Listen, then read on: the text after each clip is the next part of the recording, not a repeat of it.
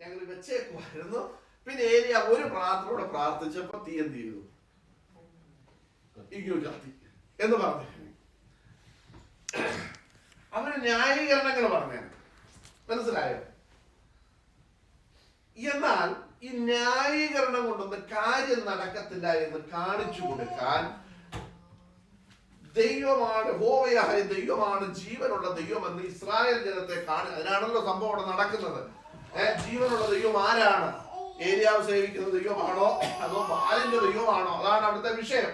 നമ്മൾ പഠിക്കുമ്പോഴേ ബാലിന്റെ ദൈവമാണോ ജീവനുള്ള ദൈവം എന്നൊന്നും അവിടെ തിരിച്ചറിയിക്കണം. അപ്പൊ അതിന് വെച്ച ഒരു വിഷയമാണ് നമ്മൾ യാഗം കഴിക്കുമ്പോൾ ആര് പ്രാർത്ഥിക്കുമ്പോഴാണ് തീ ഇറങ്ങി യാഗപീഠത്തെ ദഹിപ്പിക്കുന്നത്. അതാണ് ജീവനുള്ള ദൈവം. നോക്കിക്കേ, ഇവിടെ തടസ്സങ്ങൾ കുറെ ഇവരെ കാണിക്കാൻ വേണ്ടി ഈ ഏലിയാവ് അവിടെ കുഴിയെടുത്ത് വെള്ളം നിറയ്ക്കേണ്ട ഒരാവശ്യമില്ല. ഇതൊന്നും അവിടെ പറഞ്ഞിട്ടില്ല. ഇങ്ങനെ ചെയ്തെങ്കിലേ പറ്റത്തുള്ളതൊന്നും അവിടെ പറഞ്ഞിട്ടില്ല. കാരണം ബാലിന്റെ പ്രവാചകന്മാർ പ്രാർത്ഥിക്കുന്ന സമയത്ത് യാഗപീഠം പണിഞ്ഞ് യാഗവസ്തുവിനെ വെക്കുന്ന സമയത്ത് അവിടെ കോടെടുത്തിട്ടില്ല. അവിടെ വെള്ളം കോരി ഒഴിച്ചിട്ട് നമ്മൾ വായിക്കുന്നുണ്ടോ? വായിച്ചിട്ടുണ്ടോ അങ്ങനെ? ഇല്ല. പക്ഷെ ഏലിയാവ് അത് ചെയ്യേണ്ട ആവശ്യമൊന്നുമില്ല. പക്ഷെ എന്തിനാ അത് കാണിച്ചത്?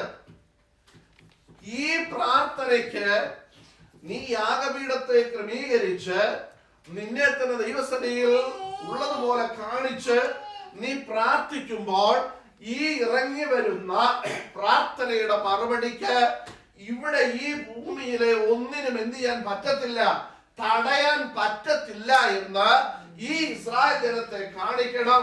ഈ ദൈവമാണ് ജീവനുള്ള ദൈവമെന്ന് ഇസ്രായേൽ ജനത്തിന്റെ മുൻപിലൊന്ന് പറഞ്ഞു കൊടുക്കുവാനാണ് ഏലിയാവ് അത് ചെയ്തത്. മനസ്സിലായോ? അപ്പൊ ഓർത്തോണം ദൈവമക്കളെ, കുഞ്ഞുങ്ങളെ, നിങ്ങൾ പ്രാർത്ഥിക്കുമ്പോൾ ഈ ലോകത്തിലെ ഒരു ശക്തിക്കും ദൈവം തരുന്ന മറുപടി എന്ത് ചെയ്യാൻ പറ്റത്തില്ല, തടയാൻ പറ്റത്തില്ല.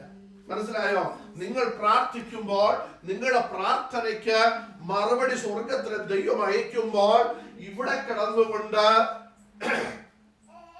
ആരെങ്കിലും എന്തെങ്കിലും ഒന്ന് പറഞ്ഞെന്ന് പറഞ്ഞ് നിങ്ങൾ ഭാരപ്പെടേണ്ട ആവശ്യമില്ല. ആരെങ്കിലും ഒരു വിഷയം നടക്കത്തില്ല നിങ്ങളോട് പറഞ്ഞാൽ അത് കേട്ട് നിങ്ങൾ നിരാശപ്പെട്ടു പോകേണ്ട ആവശ്യമില്ല. നിങ്ങളുടെ പ്രാർത്ഥന കേൾക്കുന്ന ദൈവം ഭൂമിയിലല്ല ഇരിക്കുന്നത്, അവൻ സ്വർഗത്തിൽ വസിക്കുന്ന ദൈവമാണ്. അവിടെ നിന്നാണ് സ്വത്രം സ്വർഗത്തിലെ ദൈവം തന്റെ മറുപടി അയക്കുന്നത്. സ്വത്രം അവിടെ നിന്നാണ് ദൈവം തന്റെ ദൂതന്മാരെ അയക്കുന്നത്. നിങ്ങളുടെ വിഷയത്തിന്മേൽ ഇറങ്ങി വരുവാൻ ഇറങ്ങി ഒരു രാത്രി കൊണ്ട് എത്ര പേരെ കൊന്നു? ഞാനങ്ങ് പറയാം, 1,85,000 പേരെ ഒരു രാത്രി കൊണ്ട് ഒരു ദൂതൻ കൊന്നു. മനസ്സിലായോ? ഒരു രാത്രി കൊണ്ട് ഒരു ദൂതൻ കൊന്നു. അങ്ങനാണെങ്കിൽ 10 ദൂതൻ ഇറങ്ങിയിരുന്ന എന്ത് ചെയ്തേനെ?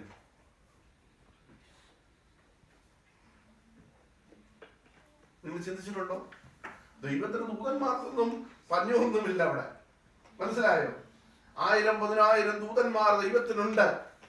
നമ്മളത് മനസ്സിലാക്കണം. ഞാൻ പറഞ്ഞത്, ദൈവം ഒരു കാര്യം ചെയ്യുമെന്ന് പറഞ്ഞാൽ, ഞാൻ പറയട്ടെ, ഞാൻ എപ്പോഴും പറയുകയും ചിന്തിക്കുകയും പ്രാർത്ഥിക്കുകയും ചെയ്യുന്ന ഒരു കാര്യമുണ്ട്. ലോകത്തിൽ ഇന്നുവരെയും നടന്നിട്ടില്ലാത്തതും പിന്നീട് നടക്കാത്തതുമായ ഒരു കാര്യമായി ഇസ്രായേൽ ജനത്തിന് വേണ്ടി സ്വർഗത്തിലെ ദൈവം ചെയ്തു, അല്ലേ?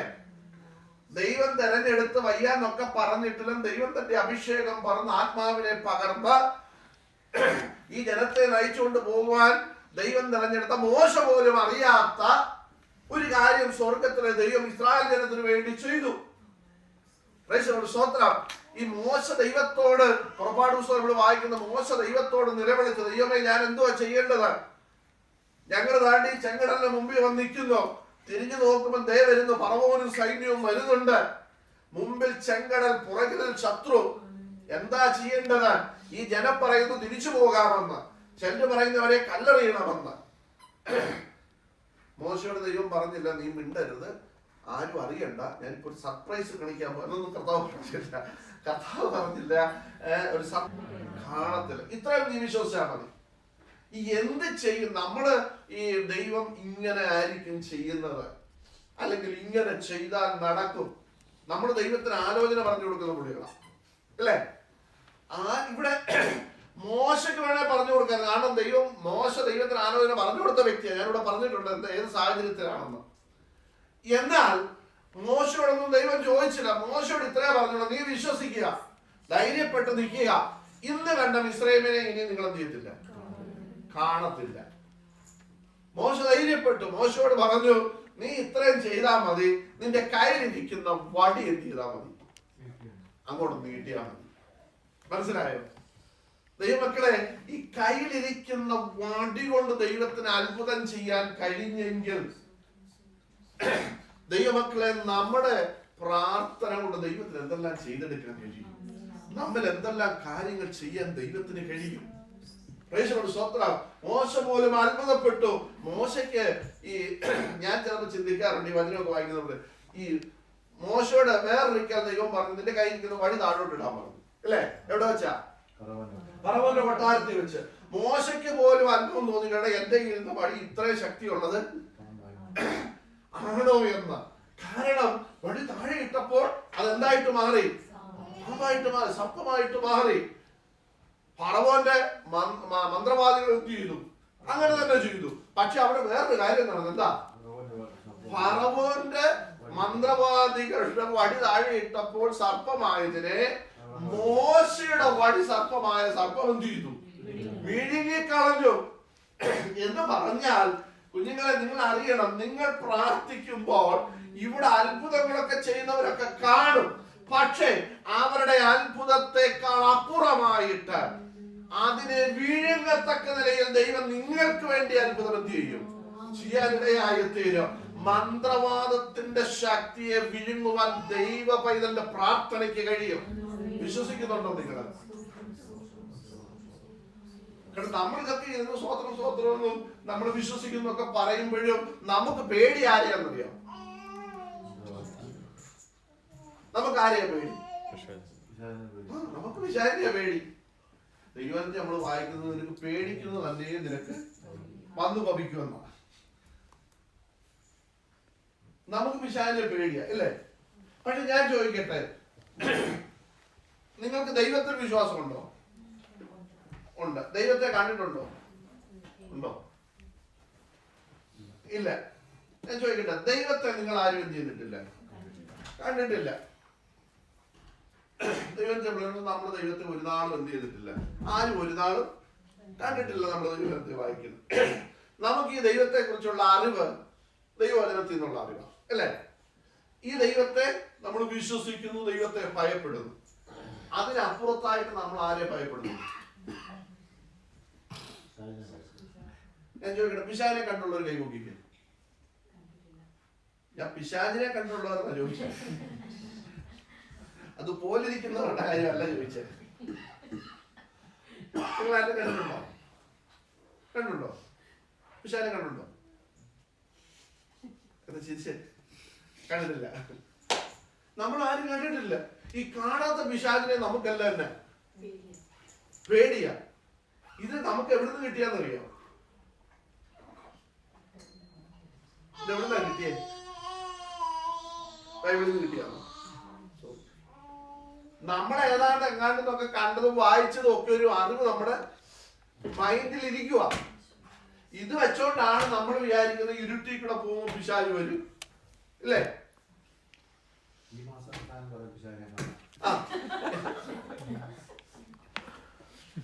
നമ്മൾ ഇതൊക്കെ കണ്ട് ഈ നമ്മുടെ എല്ലാം, നിങ്ങളുടെ എല്ലാം മനസ്സിൽ പിശാച് എന്ന് പറഞ്ഞ വന്ന രൂപം ഏതാ? ഏതാ മനു? പിശാച് എന്ന് പറഞ്ഞപ്പോ എനിക്ക് പേടിയില്ല. ഞാൻ വിശ്വാസി വരുന്നതിന് ഞാൻ കണ്ടിട്ടുണ്ട്. എവിടെ വെച്ചാ? ഞാൻ ആന്റിയുടെ വീട്ടിലായിരുന്നു. അപ്പൊ ഞാൻ ഹോളിൽ കിടക്കുക. അപ്പൊ ഞാൻ ഒറ്റയ്ക്ക് കിടക്കുക. ഞാൻ നല്ലൊരു സിസ്റ്റം കിടന്നതേ ഉള്ളു. പിശാച് നമ്മൾ പറയുമ്പോൾ നമ്മൾ അറിയണം, ഈ പിശാച് ആരായിരുന്നു? നമ്മൾ പറയുന്ന ലൂസിഫർ ആണല്ലോ ഇതിന്റെ നേതാവ്. ഈ ലൂസിഫർ ആരായിരുന്നു? ദൈവത്തിന്റെ ദൂതനായിരുന്നു. ഈ ലൂസിഫറിന്റെ ജീവിതത്തിൽ നിഗളം കയറുകയും ദൈവത്തെ പോലെ ആകണമെന്നുള്ള ആഗ്രഹം വരികയും ദൈവത്തിന്റെ സിംഹാസനത്തിൽ, അങ്ങനെ നമ്മൾ ദൈവത്തിൽ വായിക്കുന്നത്, സിംഹാസനത്തിൽ കയറി ഇരിക്കണമെന്നുമുള്ള ചിന്ത വന്നപ്പോഴാണ് ഇവൻ എന്ത് പറ്റിയത്?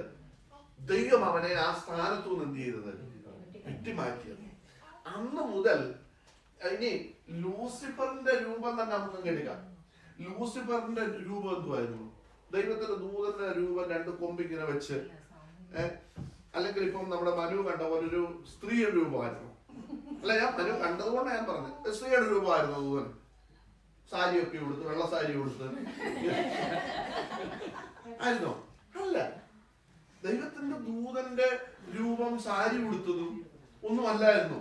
ലൂസിഫറിനെ കുറിച്ച് നമ്മൾ പഠിക്കുമ്പോൾ ഗായക സംഘത്തിന്റെ നേതാവായിരുന്നു ആര്? ലൂസിഫർ.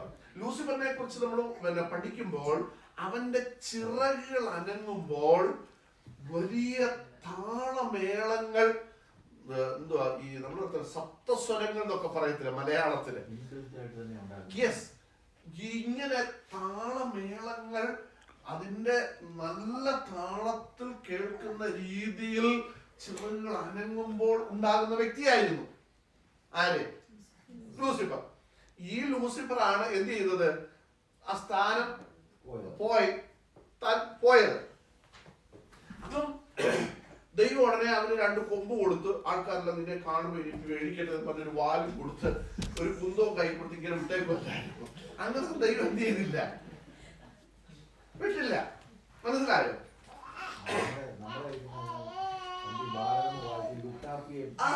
നമ്മുടെ, ഞാൻ അതാ പറഞ്ഞത്, നമ്മുടെ എല്ലാം മൈൻഡിൽ ഇരിക്കുന്ന പിശാച് എന്ന് പറയുമ്പോൾ നമ്മുടെ മൈൻഡിൽ വരുന്നത് ഇങ്ങനെ കൊമ്പുള്ളതും പല്ല് വെളിയിലോട്ടിട്ട്, അതൊക്കെ എന്തുവാ ഓരോ നോവലുകളോ അല്ലെങ്കിൽ അതുപോലുള്ള കാര്യങ്ങൾ എഴുതുന്നവരുടെ മനസ്സിൽ ആ കഥാപാത്രത്തെ കുറിച്ച് ഒരു ചിന്തയുണ്ട്. പിശാച് എന്ന് പറയുമ്പോൾ പെട്ടെന്ന് മനുഷ്യന് പേടി വരണം. അപ്പൊ പേടി വരണമെങ്കിൽ ആ പേടി വരുന്ന രൂപം എന്ത് ചെയ്യണം? ഉണ്ടാക്കിയെടുക്കണം. അപ്പൊ അതിനുവേണ്ടി ഉണ്ടാക്കിയത് മാത്രമേ ഉള്ളൂ. അല്ലാതെ ഈ ലൂസിഫർ പിന്നെ സ്ഥാനം അവിടുന്ന് മാറ്റി അവരെ താഴോട്ട് ഇടുമ്പോൾ അവര് കൊമ്പ് വെച്ചും വാല് വെച്ചും കൈ കുന്തം കൊടുത്തും പല്ലിങ്ങനെ വെളിയിലോട്ട് വളച്ചു ഒന്നും അല്ല ദൈവം എന്ത് ചെയ്തത്? വിട്ടത്. പിശാച്, ഞാൻ കേൾക്കട്ടെ, ഉൽപ്പത്തി പുസ്തകത്തിൽ പിശാച് ഈ ആദമിന്റെ ഹവ്വയുടെ അടുക്കൽ വന്ന് എങ്ങനെയാ വന്നേ? എങ്ങനെയാ വന്നേ? സർപ്പമായിട്ട്. അതിന്റെ അർത്ഥം പിശാച് സർപ്പമാണെന്നാവും അല്ല? ഇനി ഞാൻ ചോദിക്കട്ടെ, യെസ്, അതാ ഞാൻ പറഞ്ഞത്. പിശാചിന് രൂപമില്ല, അവൻ ഏത് രൂപത്തിലും എന്ത് ചെയ്യാം വരാം. ഞാൻ ചോദിക്കട്ടെ, നമ്മുടെ പഴയ നിയമത്തിൽ തന്നെ നമ്മള് ശൗൽ രാജാവിന്റെ അടുക്കൽ ശമൂവേൽ പ്രവാചകനെ വരുത്തി തരണമെന്ന് ഒരു വെളിച്ചപ്പാടത്തെ ആയ സ്ത്രീയെടുക്ക് ചെന്നിട്ട് ശൗല് പറഞ്ഞു, എനിക്ക് ശമൂവേൽ പ്രവാചകനെ വരുത്തി തരണോ? വെളിച്ചപ്പാടത്തി വിളിക്കുന്നുണ്ടെ വരാണ്ടിരിക്കുവാണോ ശമൂവേൽ പ്രവാചകൻ? അവിടെ ശമൂവേൽ പ്രവാചകനെ പോലെ ഒരുവൻ വന്നിട്ട് പറഞ്ഞു, നാളെ ഈ നേരത്തെ നീ എന്റെ കൂട്ടാകുന്നു എന്ന് പറഞ്ഞാൽ നിന്റെ പരിപാടിയല്ല തീർന്നെന്ന് പറഞ്ഞു. അത് ശമൂവേൽ പ്രവാചകനായിരുന്നു. അവിടെയും വെളിച്ചപ്പാടത്തെ വിളിച്ചപ്പോൾ വെളിച്ചപ്പാടത്തെ ആചരിക്കുകയും ആരാധിക്കുകയും ചെയ്യുന്നവൻ അവിടെ കയറി വന്നു. മനസ്സിലായോ? ഇനി പുതിയ നിയമത്തിലേക്ക് വരുമ്പോ യേശുവിന്റെ അടുക്ക പിശാച് വന്നു, ഇല്ലേ? നമ്മൾ പറയുക പിശാച് ശമൂവേൽ പ്രവാചകന്റെ രൂപമാണ്. ആണോ? അല്ല. പാമ്പിന്റെ രൂപ യേശുവിന്റെ അടുക്ക പാമ്പായിട്ട് വന്നിട്ടാണോ പറഞ്ഞത്? അല്ല, അവിടെ വേറെ രൂപത്തിലാണ് എന്ത് ചെയ്യുന്നത്? വന്നത്. പിശാചിന് രൂപമില്ല. അവൻ, ഞാൻ അതുകൂടെ പറഞ്ഞ് നിങ്ങൾക്ക് ഇവിടെ ഞാനത് പഠിപ്പിച്ചപ്പോൾ ഇല്ലാത്ത പലരും ഉണ്ടാകും. ഞാൻ ഒരു കാര്യം കൂടെ പറയാം. നമ്മള് അറിഞ്ഞിരിക്കണം, പിശാചിന് രൂപമില്ല, പക്ഷെ അവൻ ആഗ്രഹിക്കുന്ന ഒരു കാര്യമുണ്ട്, ആരാധന അവന് കിട്ടണം. മനസ്സിലായോ? കാരണം ദൈവമാകണമെന്ന് അവൻ ആഗ്രഹിച്ചതിന്റെ കാരണമല്ല, എല്ലാവരും അവനെ എന്ത് ചെയ്യണം? ആരാധിക്കണം. മനസ്സിലായോ? റോമാലേഖനത്തിൽ അത് കിടപ്പുണ്ട്. റോമാലേഖനം നിങ്ങൾ നിർത്തി, ഞാനിവിടെ പഠിപ്പിച്ചിട്ടുള്ളതാണ്. പഠിപ്പിക്കാത്തവർക്ക് വേണ്ടി ഞാനൊന്ന് പറയാം. റോമാലേഖനം അതിന്റെ 1-ാം അധ്യായം 21 മുതൽ 23 വരെയുള്ള വാക്യങ്ങൾ ഞാൻ വേഗത്തിൽ വായിക്കാം.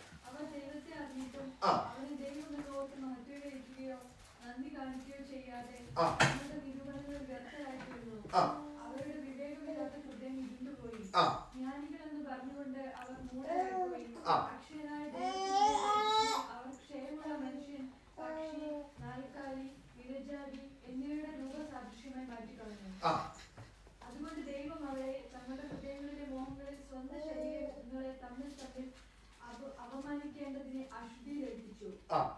ദൈവത്തിന്റെ സത്യം അവർ വ്യാജമാക്കി മാറ്റിക്കളഞ്ഞു. സൃഷ്ടിച്ചവനേക്കാൾ സൃഷ്ടിയെ ഭജിച്ച് ആരാധിച്ചു.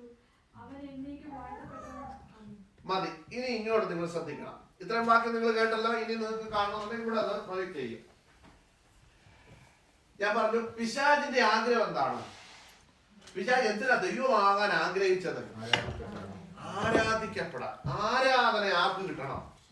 പിശാചിന്. ദൈവത്തെ പോലെ ആയിത്തീരണം.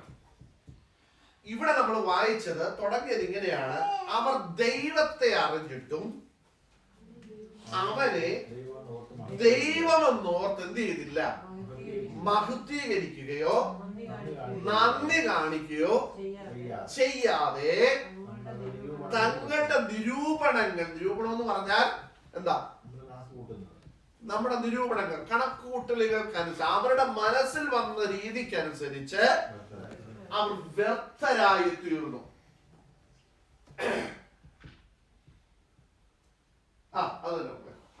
നന്ദി കാണിക്കുകയോ ചെയ്യാതെ തങ്ങളുടെ നിരൂപണങ്ങളിൽ വ്യർത്ഥരായി തീർന്നു. അവരുടെ വിവേകമില്ലാത്ത ഹൃദയം ഇരുണ്ടുപോയി. അടുത്ത വാക്യം നമ്മൾ ശ്രദ്ധിക്കണം. ജ്ഞാനികൾ എന്ന് പറഞ്ഞുകൊണ്ട് അവർ മൂഢന്മാരായി പോയി. അടുത്തതായി ഇനിയാണ് വിഷയം. ശ്രദ്ധിച്ചോണം. അക്ഷയനായ ദൈവത്തെ. ആരാ അക്ഷയനായ ദൈവം എന്ന് പറഞ്ഞാൽ എന്താ? ക്ഷയമില്ലാത്ത, മരണമില്ലാത്ത. നമ്മുടെ ദൈവത്തിൽ വായിക്കുന്ന നമ്മുടെ ഈ ശരീരമൊക്കെ ക്ഷയമുള്ള ശരീരമാണ്, അല്ലേ? അപ്പൊ ഇവിടെ പറയുന്നത് അക്ഷയനായ ദൈവത്തിന്റെ തേജസ്സിനെ അവർ ക്ഷയമുള്ള മനുഷ്യൻ, പക്ഷി, നാൽക്കാലി, ഇഴജാതി എന്നിവയുടെ. ശ്രദ്ധിക്കണം, ഇന്ന് ഇതെല്ലാം ആരാധന ദൈവങ്ങളല്ലേ? ആണല്ലോ. ഞാൻ ചോദിക്കട്ടെ, ഇതിനകത്തുകൂടെ ആരാധന സ്വീകരിക്കുന്നത് ആരാ? മനസ്സിലായോ നിങ്ങൾക്ക്? മനുഷ്യ, നമ്മുടെ ഇടയിൽ ഒത്തിരി മനുഷ്യ ദൈവങ്ങളുണ്ട്, അല്ലേ? അവർ അത്ഭുതം ചെയ്യുന്നുണ്ട്, അല്ലേ? ഇവർക്ക് എന്തെങ്കിലും സ്വയമായി ചെയ്യാൻ കഴിയുമോ? പറ്റത്തില്ല. അപ്പൊ ഇവരിൽ പ്രവർത്തിക്കുന്ന ശക്തി ഏതാ?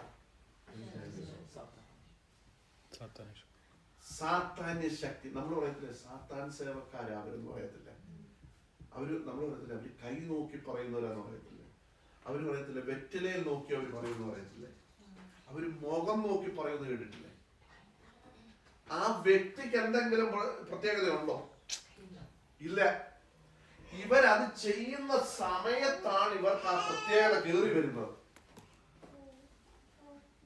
ഇവിടെ ഇത് ചെയ്തു കഴിയുമ്പോൾ ഈ വ്യക്തി ആരായിട്ട് മാറുന്നു?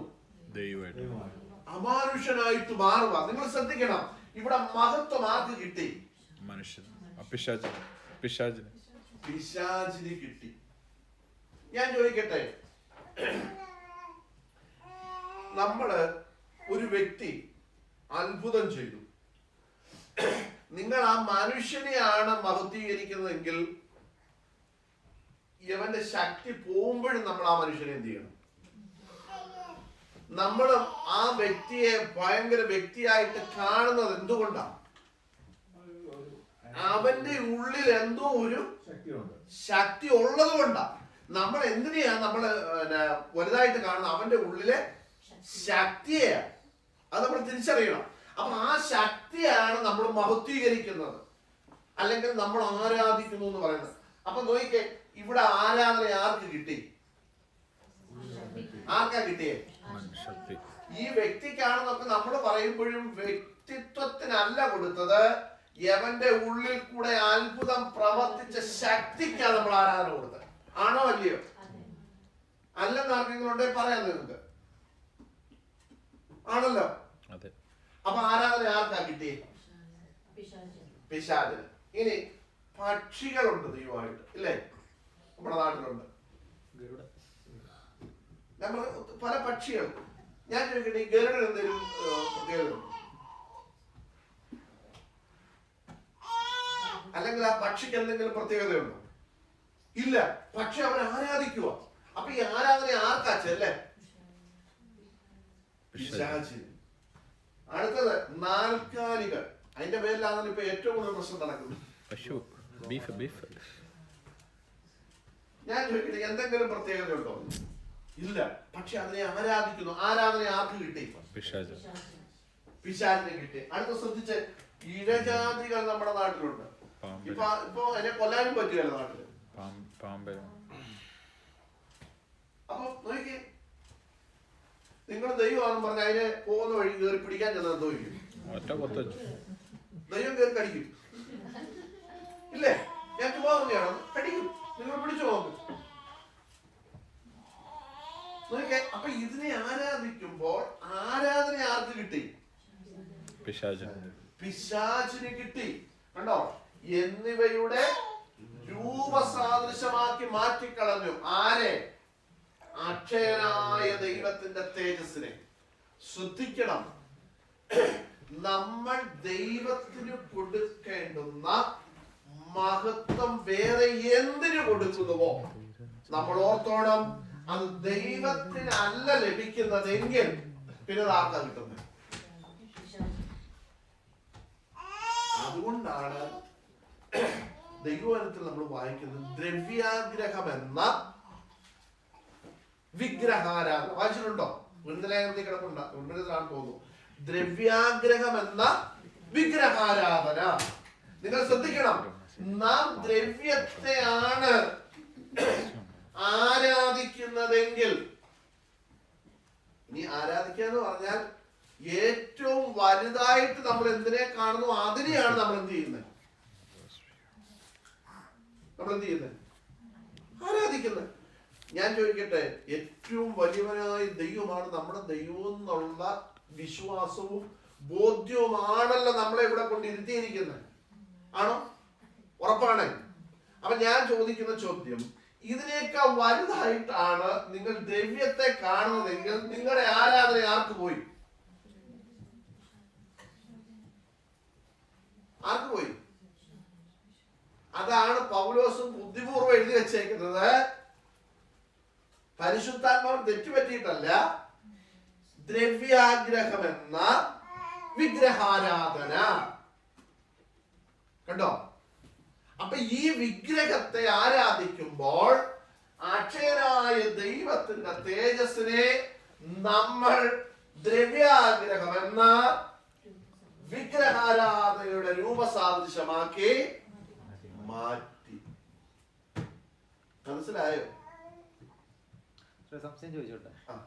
ഈ നമ്മൾ പെന്തക്കോസ്തുകാര് തന്നെ ഇപ്പം ഭാര്യയും ഭർത്താവ് രണ്ടുപേർക്കും ആവശ്യത്തിന് ഡ്യൂട്ടിയൊക്കെ ഉണ്ട്. അപ്പം ഇനഫ് സാലറിയും കാര്യങ്ങളുണ്ട്. ഓവർ ടൈം ചെയ്ത് പൈസ ഉണ്ടാക്കുമ്പോൾ അത് കാറ്റഗറി വരും. ഞാനൊരു കാര്യം പറയാം, നിങ്ങൾ ഓവർ ടൈം ചെയ്തിരുന്നത് ഞാൻ എതിരല്ല. നിങ്ങൾ എത്ര ഓവർ ടൈം വേണമെങ്കിലും ചെയ്തു, എനിക്ക് സന്തോഷമേ ഉള്ളൂ, എനിക്കൊന്നും വേണ്ടാതാണ്. പക്ഷേ നിങ്ങളുടെ നോർമൽ ഡ്യൂട്ടി ഇപ്പൊ സൺഡേ വന്നു, അത് അവരിടുന്ന ഡ്യൂട്ടിയാണ്. ആരിടുന്നതാണ്? നിങ്ങളുടെ സുപ്പീരിയേഴ്സ് ഇടുന്ന ഡ്യൂട്ടിയാണ്. അത് നിങ്ങൾക്ക് എന്തേ പറ്റത്തുള്ളൂ, ഒബേ ചെയ്തേ പറ്റത്തുള്ളൂ. അത് തെറ്റല്ല. പക്ഷേ ഓവർ ടൈം എടുക്കുന്ന ആരാ? സുപ്പീരിയർ ഇടുന്നതാണ്. അതാരിടുന്നതാണ്? നമ്മൾ തന്നെ ഡിസിഷൻ എടുക്കുന്നത്. അത് നീ ദൈവത്തിന് കൊടുക്കേണ്ട ആരാധന, മഹത്വം കൊടുക്കേണ്ട സമയത്ത് ഇതിനേക്കാൾ വലുതായിട്ട് ഞാൻ ഏതിനെ കണ്ടുകൊണ്ട് അതിന് പോയത്? പണത്തെ കണ്ടുകൊണ്ട് ആണ്. ഞാൻ അതിനെക്കാട്ടിൽ വലുതാണ് ദൈവത്തിന്റെ സന്നിധിയിൽ എനിക്ക് ചെന്ന് എന്റെ കൂട്ടായ്മ ആചരിക്കുന്നത് എന്ന് ബോധ്യം എനിക്ക് ഉണ്ടെങ്കിൽ ഞാൻ അന്നത്തെ എന്ത് ചെയ്യും? മാറ്റിവെക്കും. പറഞ്ഞത് മനസ്സിലായോ? അന്നത്തെ നിങ്ങൾ എന്ത് ചെയ്യും? മാറ്റിവെക്കും. ഞാൻ പറഞ്ഞ മനസ്സിലായോ? നമ്മള് വിചാരിക്കുന്നത് ഞാൻ ഓവർടൈം ചെയ്തിട്ട് അന്ന് എനിക്ക് 250 പൗണ്ട് കിട്ടി. നമ്മൾ വിചാരിക്കും കർത്താവിന് ഭയങ്കര സന്തോഷമായി. 25 വരെ എത്ര കിട്ടി കർത്താവിന്? 25 കൂടെ കിട്ടി, 50 പൗണ്ട് കർത്താവിന് കിട്ടി. കർത്താവും സന്തോഷം, നമ്മൾ 200 നമ്മൾ വിളിച്ചു, നമുക്ക് സന്തോഷം. നോ, ആ പണം ഒന്നും കർത്താവിന് വേണ്ട. ചിലപ്പോൾ നമ്മുടെ പാസ്റ്റ് ചിലപ്പോൾ മേടിക്കുമായിരിക്കും. ഞാൻ ഉദാഹരണം പറയുക, നിങ്ങൾ കൊണ്ടുകൊടുത്ത പാസ്റ്റ് ചിലപ്പോൾ മേടിച്ച് കാണുമായിരിക്കാം. പക്ഷേ നിങ്ങൾ ഓർക്കാതെ പോയൊരു കാര്യമുണ്ട്. നിങ്ങൾ ആരാധനയെ വ്യക്തമായി കാണുമ്പോൾ, ഞാൻ ഇന്ന് പകൽക്കാലം പരിശുദ്ധാത്മാവിൽ ദൈവസഭയോട്, പ്രത്യേകിച്ച് കുഞ്ഞുങ്ങളോട് ഞാൻ പറയട്ടെ, നിങ്ങൾ മറന്നു കളഞ്ഞൊരു കാര്യം ഇതിനകത്ത് മറഞ്ഞു കിടപ്പുണ്ട്. ഏതാണെന്നറിയാമോ? ദൈവത്തെക്കാൾ വലുതായിട്ട് നിങ്ങൾ കണ്ട മറ്റു പലതും നിങ്ങൾ അറിയാതെ നിങ്ങളുടെ ആരാധന എന്ത് ചെയ്തു? ഈ ആരാധന എവിടുന്നാ വരുന്നത്? ഈ ആരാധന നമുക്ക് എവിടുന്നാ വരുന്നത്? വരേണ്ടത് ഹൃദയത്തിൽ. അപ്പൊ നമ്മൾ ഈ ആരാധന വിട്ടിട്ട് ഡിസിഷൻ എടുക്കുന്നത് എപ്പോഴാ? മറ്റെന്തിനെങ്കിലും ഒക്കെ പോകാൻ ഡിസിഷൻ എടുക്കുന്നത് എവിടാ? ഹൃദയത്തിൽ അല്ലേ? അപ്പൊ ആരാധന വരണ്ടെടുത്തുന്ന നമ്മൾ വേറൊരു ഡിസിഷൻ എടുത്തു അല്ലേ? നോക്കിക്കേ, നമ്മൾ ഇത് സത്യത്തിൽ എന്ത് ചെയ്യുന്നില്ല,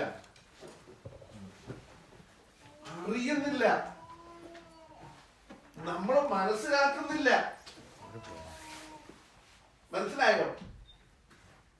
നമ്മൾ ഇത് പലപ്പോഴും എന്ത് ചെയ്യുന്നില്ല, മനസ്സിലാക്കുന്നില്ല.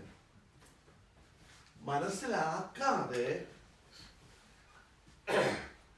നമ്മൾ ദൈവത്തിന് കൊടുക്കേണ്ടുന്ന സമയവും മഹത്വവും നമ്മളിങ്ങ് അപഹരിച്ചെടുത്തു. നിങ്ങൾ ഓർത്തോണം, ഇതിനകത്തുകൂടെ സന്തോഷിക്കുന്ന ഒരാൾ അപ്പുറത്തിരിപ്പുണ്ട്. ആരാന്നറിയോ? നിങ്ങൾ ഒരു ദിവസം പ്രാർത്ഥിച്ചില്ലേല് സന്തോഷിക്കുന്നവരുമുണ്ട്. അറിയോ? ആരാ? പിശാച് വലിയ സന്തോഷമാ.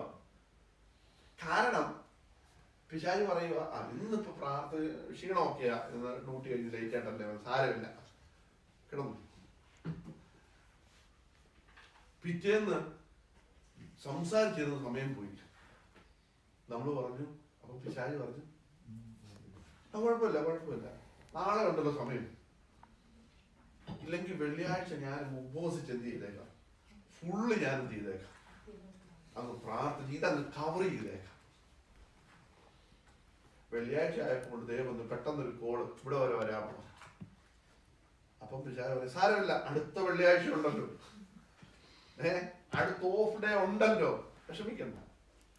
ഇങ്ങനെ പതുക്കെ നമ്മുടെ ജീവിതത്തിൽ നിന്ന് പ്രാർത്ഥനാ ജീവിതം എന്ത് ചെയ്തു പോയി. നമ്മൾ അറിഞ്ഞോ? ഉറക്കെ പറ. ഇല്ലയോ? നമുക്കറിയായിരുന്നു. പക്ഷെ നമ്മൾ എന്ത് ചെയ്തു? ഏതിനാ നമ്മള് സീരിയസ്നെസ് കൊടുത്തേ? മറ്റേ പുള്ളി പറഞ്ഞേനെ. ആര് പറഞ്ഞേനെ?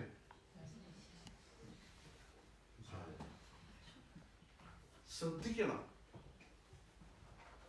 അതുകൊണ്ടായി കർത്താവ് പറഞ്ഞു, നിങ്ങൾ പാമ്പിനെ പോലെ ബുദ്ധിയുള്ളവരും പ്രാവിനെ പോലെ കളങ്കമില്ലാത്തവരുമായിരിക്കണം. മനസ്സിലായോ? കാരണം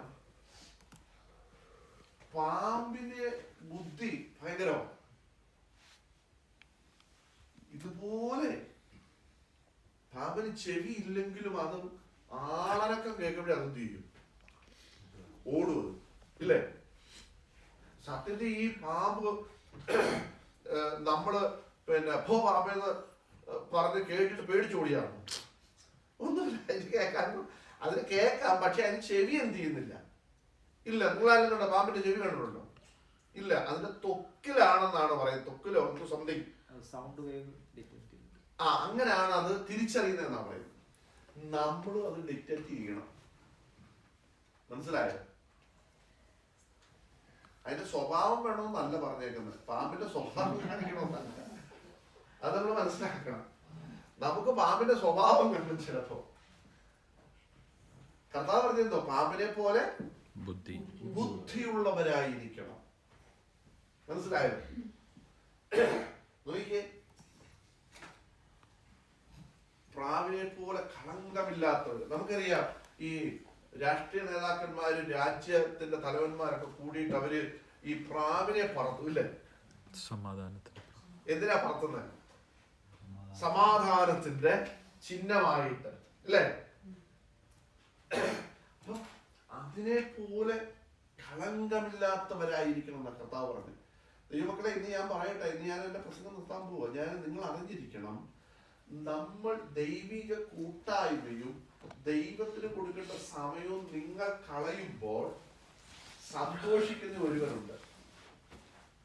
അപ്പൊ നിങ്ങൾ ഓർത്തോണം, അന്ന് നിങ്ങൾ പ്രസാദിപ്പിച്ച ആരെയാണ്? നിങ്ങൾ അന്ന് പ്രസാദിപ്പിച്ചത്? ഞാൻ ചുമ്മാ പറയില്ല, വചനത്തിന്റെ അടിസ്ഥാനത്തിലാണ് പറയുന്നത്. ഇവിടെ പറയുന്നു, അക്ഷയനായ ദൈവത്തിന്റെ തേജസ്സിനെ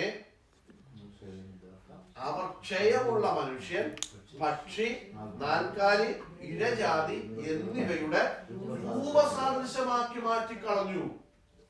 ഉണ്ടോ? അപ്പൊ നമ്മൾ തന്നെ ഇതിന്റെ രൂപസാദൃശ്യമാക്കിയിട്ട് നമ്മൾ അതിനെ എന്ത് ചെയ്യുക? ആരാധിക്കുക. ദൈവം പക്ഷിയായിട്ടൊന്നും ഇറങ്ങി വരുന്ന ദൈവമൊന്നുമല്ല നമ്മുടെ ദൈവം. ദൈവമായിട്ട് തന്നെ ഇറങ്ങി വരുന്ന ദൈവമാണ്. മനസ്സിലായോ? ദൈവം നാൽക്കാലിയായിട്ടൊന്നും ഇറങ്ങി വരുന്ന ദൈവമല്ല നമ്മുടെ ദൈവം, നമ്മൾ ആരാധിക്കുന്ന ദൈവം. ശ്രദ്ധിക്കണം.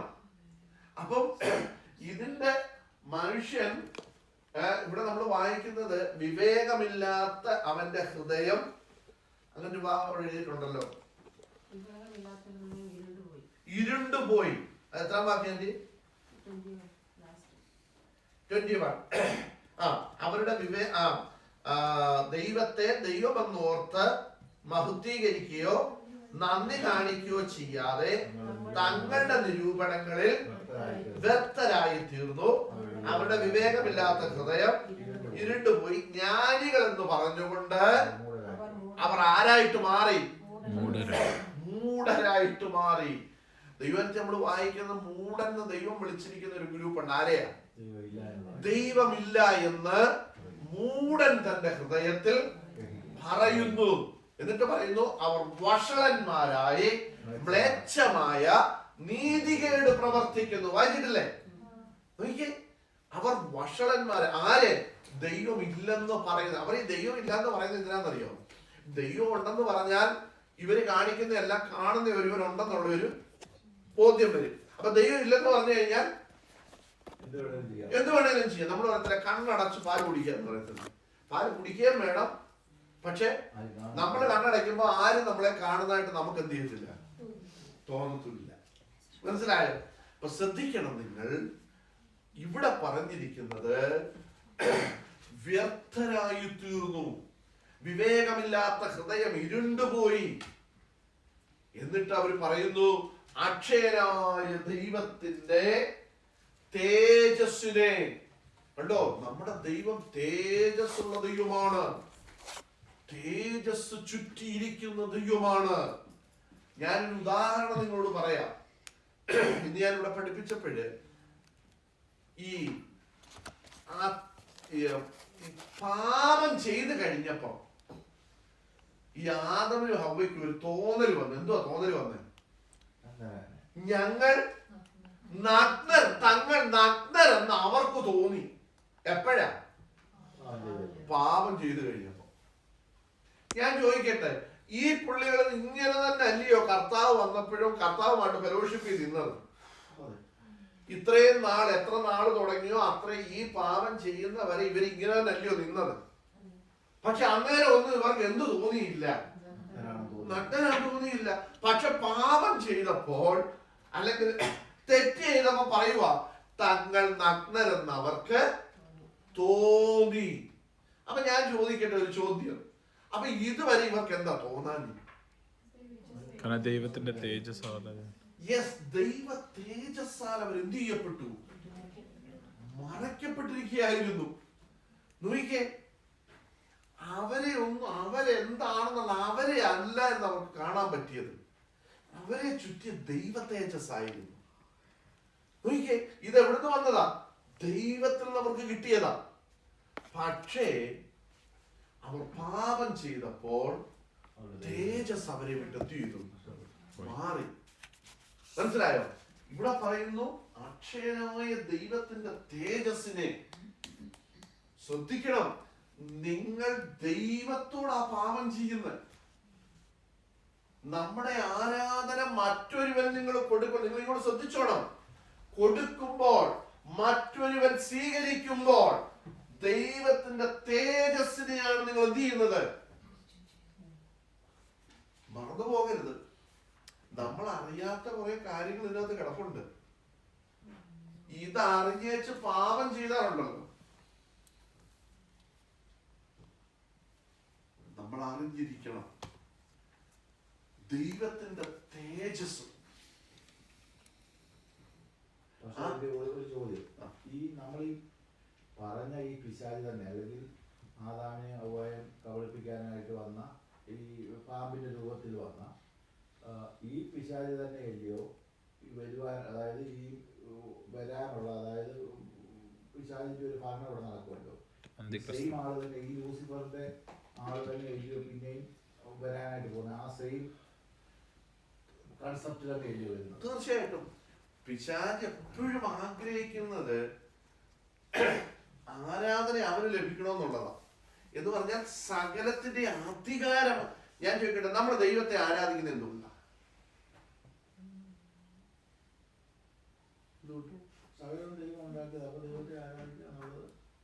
ഓക്കെ, എന്തുകൊണ്ടാണ് ദൈവത്തെ ആരാധിക്കുന്നത്?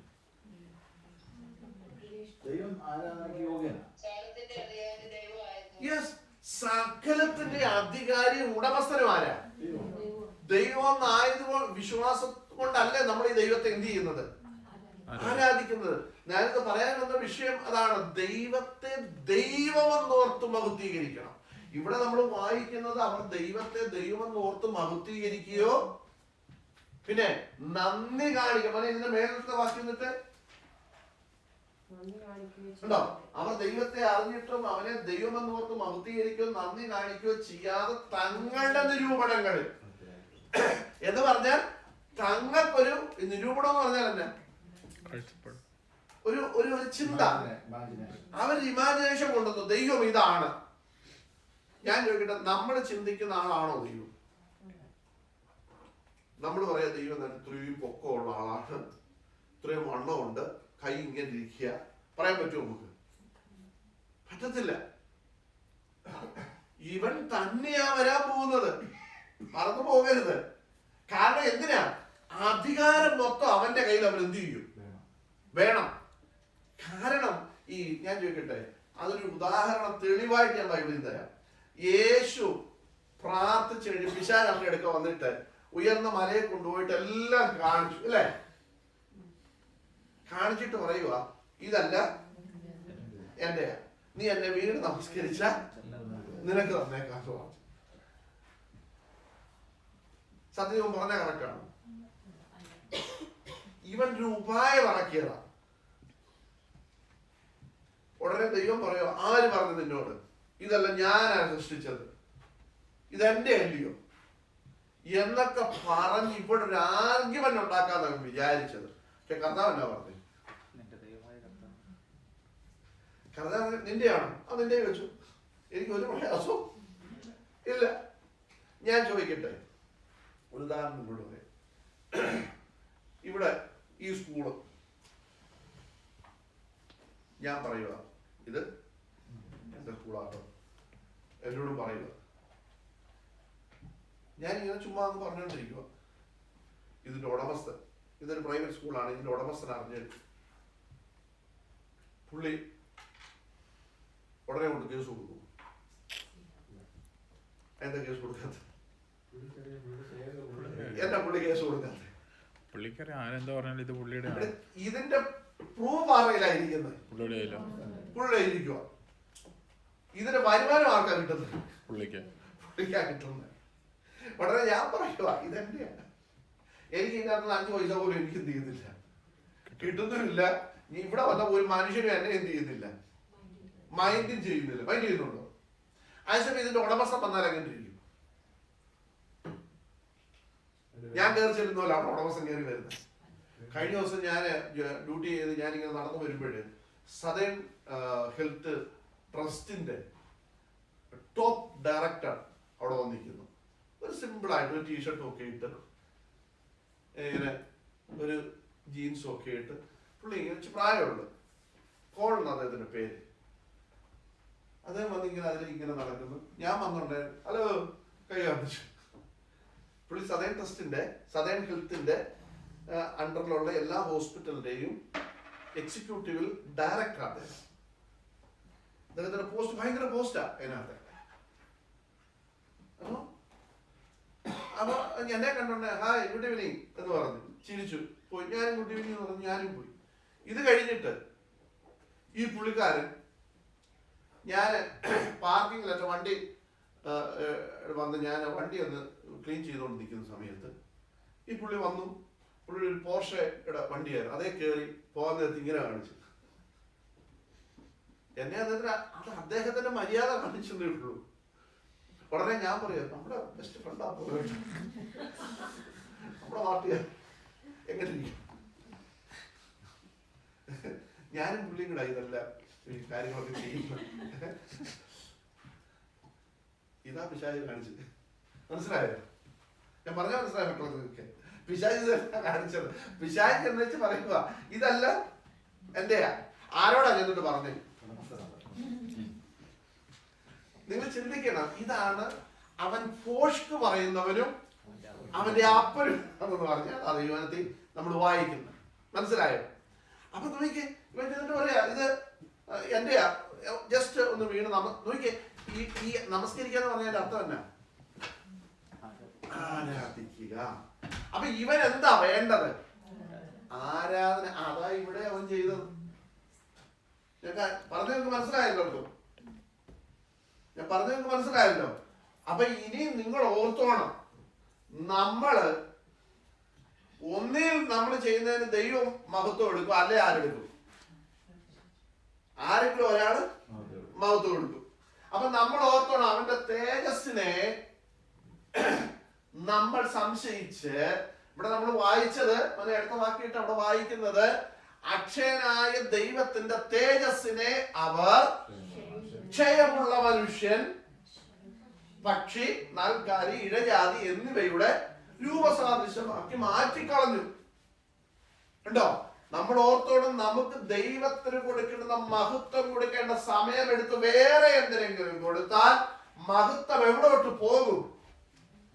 ദൈവ തേജസ്സിനല്ല അത് ലഭിക്കുന്നത്, ദൈവത്തിനല്ല അത് ലഭിക്കുന്നത്, മറിച്ച് അത് ആർക്കാ ലഭിക്കുന്നത്? ഓർത്തോണം. അപ്പൊ ആർക്ക് കൊടുക്കണമെന്നുള്ളത് നമ്മൾ ഓർത്താ മതി. മനസ്സിലായോ? അപ്പൊ ഈ പിശാച് അധികാരം കിട്ടാൻ, ആരാധന കിട്ടാൻ വേണ്ടി അവനിങ്ങനെ നിൽക്കുക. അവസാനം വരെ അവൻ ഫൈറ്റ് ചെയ്യും. മനസ്സിലായോ? ലോകരാജ്യങ്ങളുടെ മൊത്തം അധികാരം അവനെടുക്കാം. അതൊക്കെ നമ്മൾ ദൈവത്തിൽ വായിക്കുന്നുണ്ട്, നിങ്ങൾ വായിച്ചിട്ടുള്ളതാണ്. പക്ഷേ നിത്യതയിലെത്തിക്കാനും ദൈവരാജ്യം ഇവിടെ സ്ഥാപിക്കാനും ആർക്കേ കഴിയത്തുള്ളൂ? ദൈവത്തിന് മാത്രമേ കഴിയത്തുള്ളൂ. നമുക്കറിയാം, അവസാനത്തെ യുദ്ധത്തെ കുറിച്ചൊക്കെ പിശാചിനെയും അവന്റെ ദൂതന്മാരെ അവന്റെ സൈന്യത്തെയും ഒക്കെ നശിപ്പിക്കുന്നതിനെ കുറിച്ചൊക്കെ നമ്മൾ ദൈവത്തിൽ എന്ത് ചെയ്യുന്നുണ്ട്? വായിക്കുന്നുണ്ട്. അപ്പൊ അന്തിമ വിജയം ആർക്കാണ്? ദൈവത്തിനും ദൈവ മക്കൾക്കുമാണ്. അത് നാം മറന്നു പോകരുത്.